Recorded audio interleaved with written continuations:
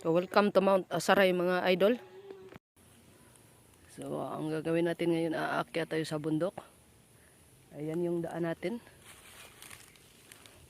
Ayan, madaming kahoy na nakapaligid. Aakyat tayo sa bundok at titingnan natin doon ang napakagandang tanawin.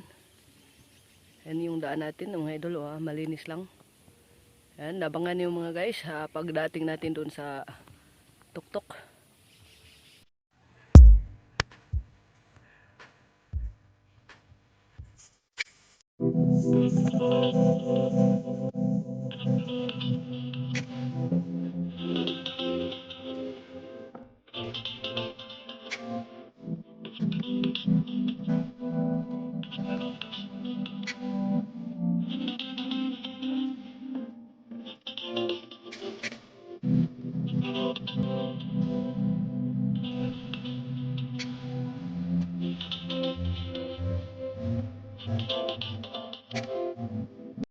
So, sa mga idol, no?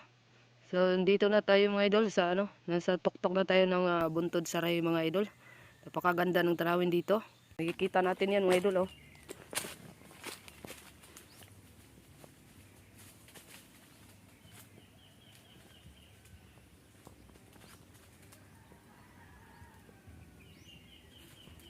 Ayan. Papunta tayo sa tuktok mga idol, ha. Doon makikita natin yung napakaganda ng paligid. Ayan.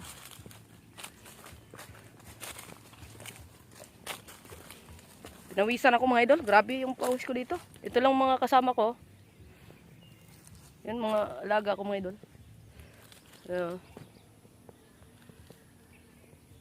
Dito mga idol, napakaganda sa tanawin dito. Dati may nakatira dito mga idol.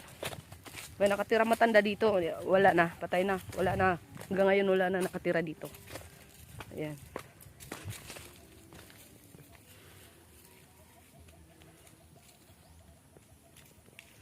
Ayan yung paligid natin mga idol, ano?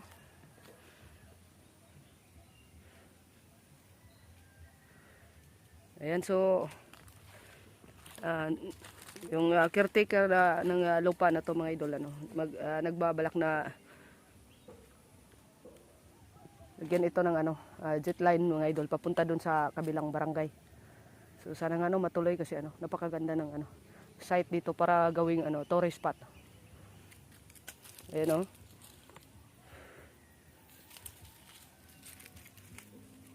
Ayan, dito tayo sa bundok. Pero yung nakapaligid sa atin, makikita natin as in blue na blue. Tapos green na green yung nasa mga natin.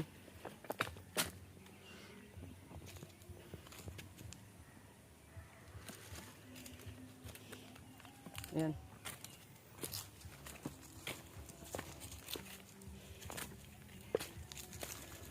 Ano yung daan dito mga idol?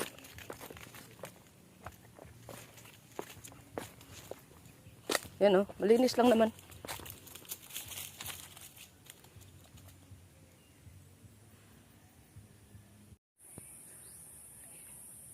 Ayan, welcome mga idol sa ito yung tinatawag natin dito na Buntod Saray. Ayan. Ayan, paligid mga idol, dito tayo sa kabilang bundok. Makikita natin dyan mga idol sa kabilang side naman. Ayan, dito tayo nakatayo sa sa Saba. Tapos yung nasa kabila naman yan ang tinatawag na Bagtik at San Miguel. Ayan, so the caretaker of this land mga idol is planning to build jet line here from here where we were standing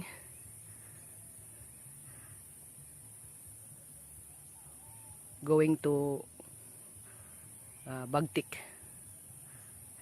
Sana matuloy yan mga idol, no, yung plan ng kasi napakaganda ng lugar dito. Tapos ayan, mukhang bangin na siya idol. Tapos doon papunta doon sa kabilang barangay. Ayan. Dito mga idol dati may nakatira dito dati. Tapos nung namatay wala na. Wala nang tumira dito. Ayan, makikita natin mga idol, oh. Yan na, as in blue. Doon banda mga idol sa mga sa hinarap natin, ano yun, nasa dagat na yun, tabi ng dagat.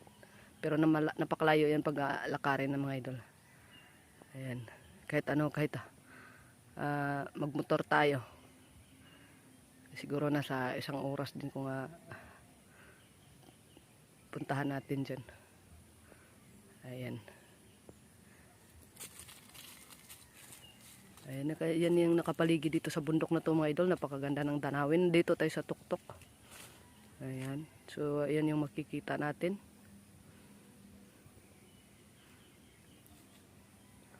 Yan yung nakapalibot dito mga idol. Yung nakapaligid sa atin dito. Ayan, oh.